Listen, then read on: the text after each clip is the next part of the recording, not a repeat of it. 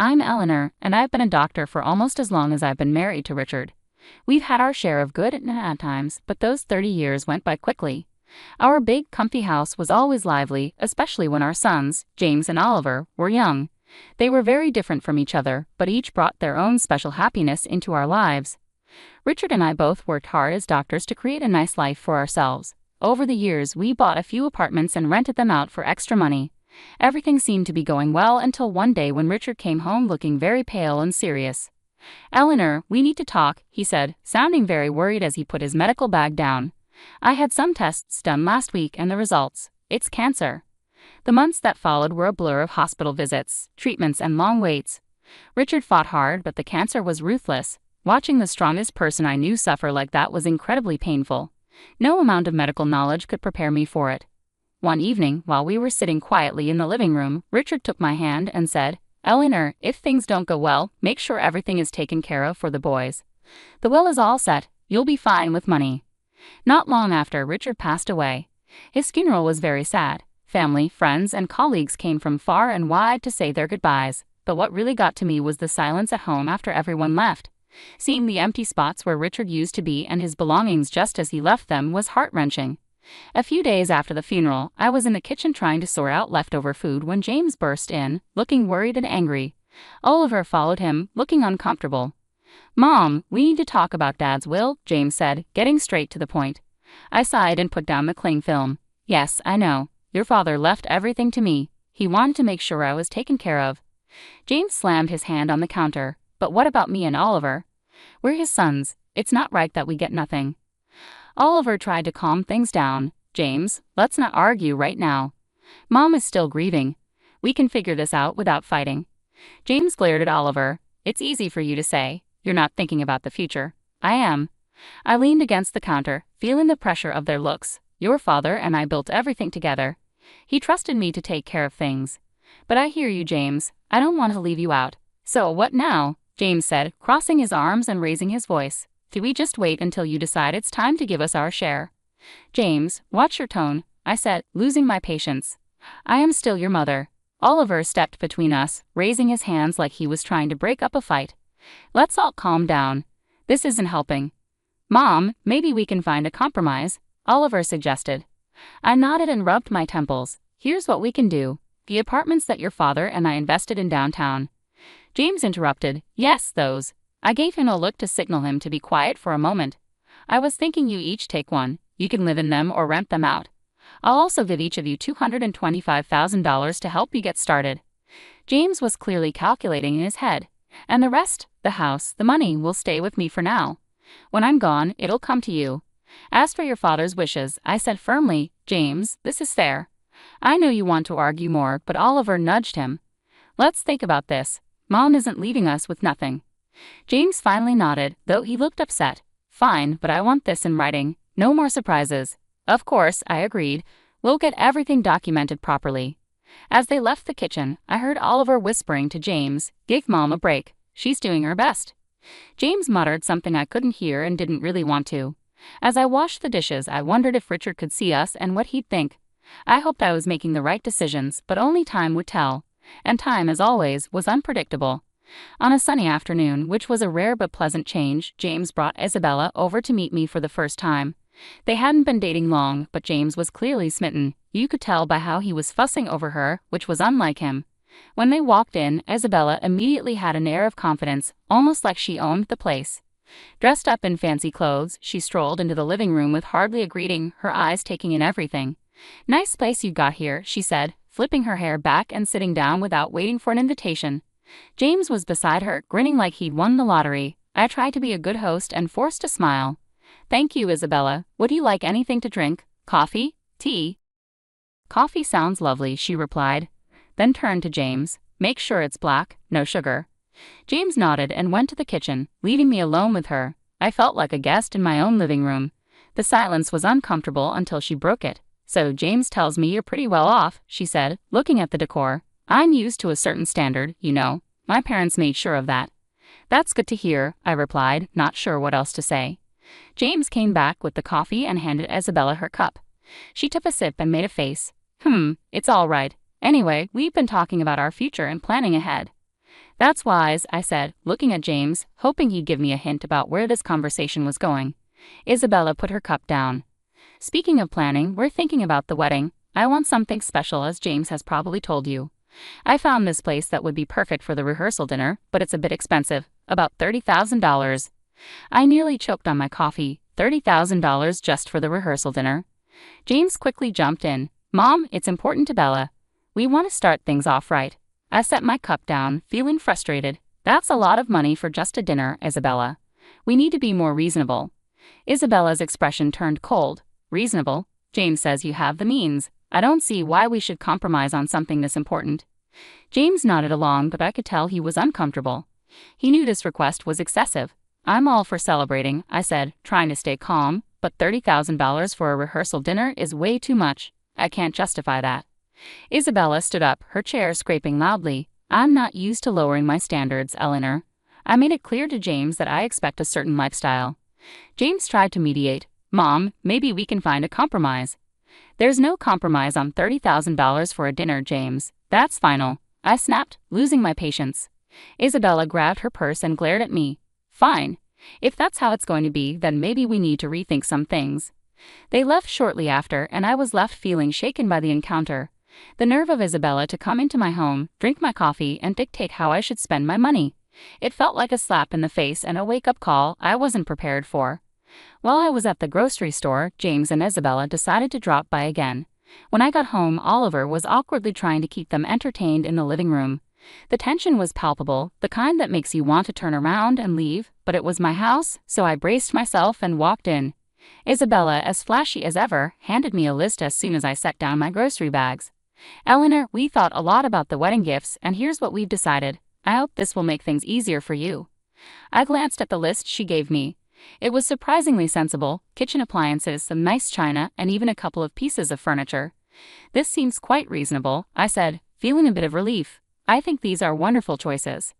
James looked at Isabella with hope in his eyes. Just as I was about to talk about where we could buy the items on the first list, Isabella's expression suddenly changed. She gasped. Oh no, this isn't right. Give that back. She snatched the list from my hands and pulled out another piece of paper from her purse. Here's the real list. The new list was shocking. It included an apartment, a luxury car, an exclusive vacation, and even diamond jewelry. I couldn't believe my eyes. Is this some kind of joke?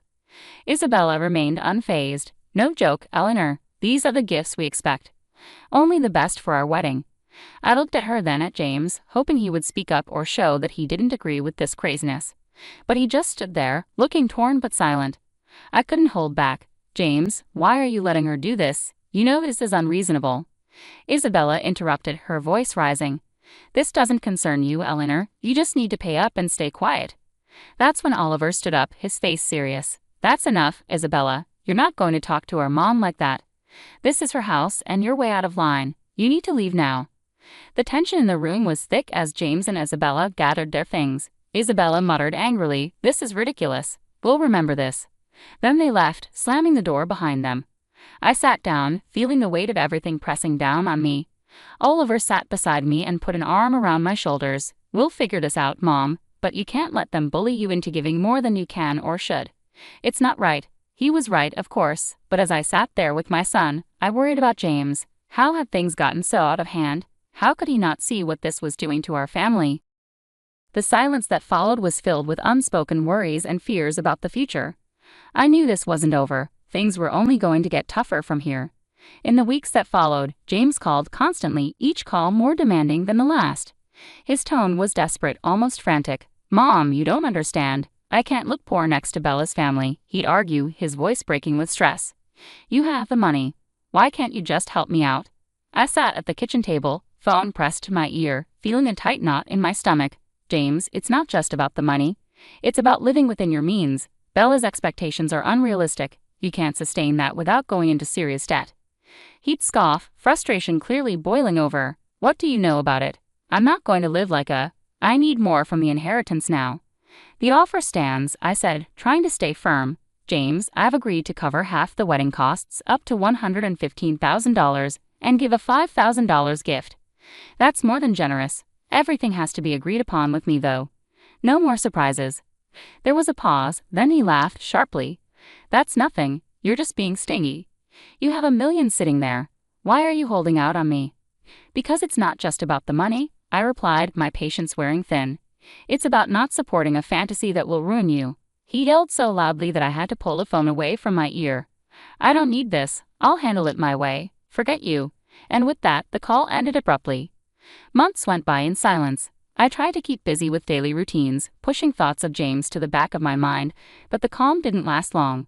One afternoon, the phone rang, and it was my sister-in-law, Aita. Eleanor, I thought you should know, Aita said cautiously. James is flying all the wedding guests to Hawaii. He sold his apartment to pay for it, and he expects you to make your own way there. He mentioned you weren't interested in helping. I hung up, feeling a mix of anger and sadness. How could he be so reckless? Before I could process it all, Oliver came into the room with a serious look on his face. Mom, there's something you need to hear. I recorded their conversation when they were here. He handed me an audio recorder. I pressed play, and the voices of James and Isabella filled the kitchen. James, your mom is just a nasty old woman with a fat wallet. We need to squeeze as much as we can out of her and then cut her off. James's voice came through chillingly clear. Whatever it takes, Bella. I'm not going to let her control us. If it comes down to it, I'll kick her out in her underwear. I turned off the recorder, my hands shaking. Hearing my own son speak about me like that was unbearable. The room seemed to spin as I tried to grasp the full weight of his betrayal.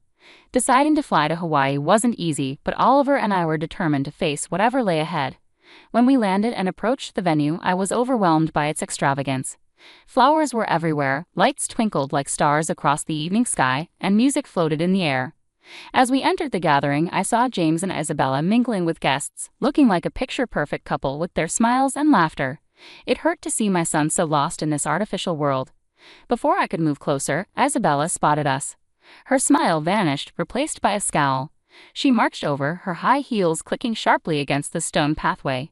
You shouldn't be here, she hissed, stopping just inches from me. Her voice was loud enough to attract attention. This is my day, and you're not welcome. I was taken aback, but before I could say anything, her parents, who had overheard, approached us. Her father, a tall, stern-looking man, spoke first. Isabella, that's no way to speak to your guest, especially not to James's mother. Her father said sternly, his tone making Isabella's cheeks flush with embarrassment. Her mother, looking equally shocked, turned to me with an apologetic smile. Eleanor, please come with us. Let's find you a place to sit. They guided us to a table at the edge of the setup, clearly an afterthought, with no proper setting. The ceremony soon began, but the speeches felt hollow given the tension. Then, unexpectedly, I was handed the microphone. I stood up, my legs shaky but my determination strong. I came here today to wish my son and his new wife a happy future, I started, my voice steady despite my nerves. But I also believe in honesty and integrity, qualities that have been missing from the events leading up to this day. Isabella's face went from pink to red, her eyes shooting daggers at me. I was asked for money time and again in amounts that no reasonable person would consider justifiable. When I couldn't meet these demands, I was threatened with separation from my family and future grandchildren. My voice cracked a bit, but I continued. Oliver, seeing my distress, stepped closer and placed a supportive hand on my shoulder. I nodded at him and then turned on the audio recording he had made. Isabella's voice filled the air, cold and calculating as she discussed how they planned to extract more money from me. James's voice agreed, saying he was prepared to leave me with nothing for his bride. The crowd's murmurs grew louder, filled with shock and disapproval. I turned off the recorder, the silence in the room heavy. I gave my son an apartment and $25,000, and it was still not enough. Today, I am making it clear, I will not be treated as an ATM or threatened. I am disowning James and Isabella. I wish them well, but from this day forward, I am choosing to remove myself from their lives. The reaction was immediate. Isabella screamed, her voice shrill and angry. You've ruined my wedding. I curse you. Returning home was bittersweet. In the quiet of my house, I made a decision that even surprised me. I quit my job. After years of healing others as a doctor, it was time to focus on healing myself and rebuilding the life that had been torn apart. Oliver, bless his heart, had just graduated from art college and was brimming with ideas and ambition. With the $25,000 I had given him, he opened his own tattoo parlor. It wasn't just any shop. It quickly became a place where art and skin met in stunning displays. Oliver poured his heart into his work, and it paid off. He began entering tattoo contests, and soon his name was well known locally. Before long, he was opening more locations, creating a network of salons that became a hotspot for tattoo enthusiasts. I'd watch him sketch late into the night, his dedication a stark contrast to the chaos his brother had created. "You're doing amazing, Ollie," I'd say, feeling proud. During these calmer months, James reappeared one afternoon. He showed up at the door, looking tired and defeated, so different from the ambitious man he used to be. "Mom, I need to talk," he said, sitting down without waiting for an invitation. His voice was weary, a far cry from the demanding tone I was used to. I sighed and motioned for him to continue. "What is it, James?" "It's Bella. She's driving me insane. Nothing's ever enough. I got a second job, but it's still not enough for her." His voice was desperate, but it didn't erase the past. "James, I warned you. I told you living like that with someone like her wouldn't be sustainable." He rubbed his face, clearly frustrated. I know you warned me, but I thought." His voice trailed off, replaced by a deep sense of hopelessness. "Thought what? That money would magically appear just because you wanted it to." My tone was sharp, hardened by years of frustration.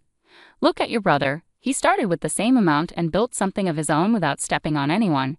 James bristled. "Yeah, well, not everyone's like Oliver, are they? I have a right to the inheritance too, remember?